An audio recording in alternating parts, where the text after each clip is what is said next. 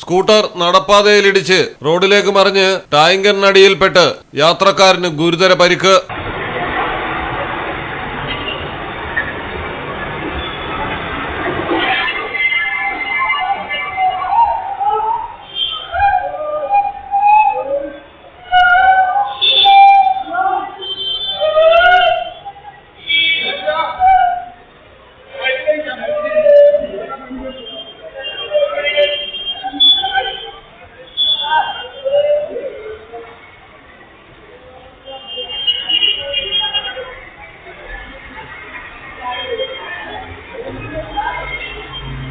Kasaragod MG റോഡിലാണ് അപകടം നടന്നത്. തളങ്കര ബാങ്കോട് സ്വദേശിയും വിദ്യാനഗർ BC റോഡിലെ ഫ്ലെക്സ് കട ഉടമയുമായ 55 വയസ്സുള്ള ഹനീഫിനാണ് അതിഗുരുതരമായി പരിക്കേറ്റിരിക്കുന്നത്.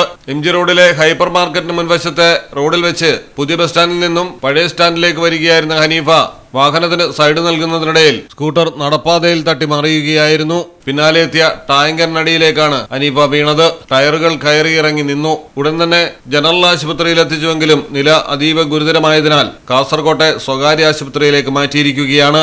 മലയാളം ടെലിവിഷൻ, കാസർഗോഡ്. ഈ ഓണക്കാലത്ത് ഐശ്വര്യവും പൊൻതിളക്കവും നിങ്ങളുടെ മനസ്സു നിറയ്ക്കട്ടെ. സഫ ഗോൾഡ് ആൻഡ് ഡയമണ്ട്സ് അവതരിപ്പിക്കുന്നു സഫലമി Onam 2026. Safa Gold and Diamonds, different by design.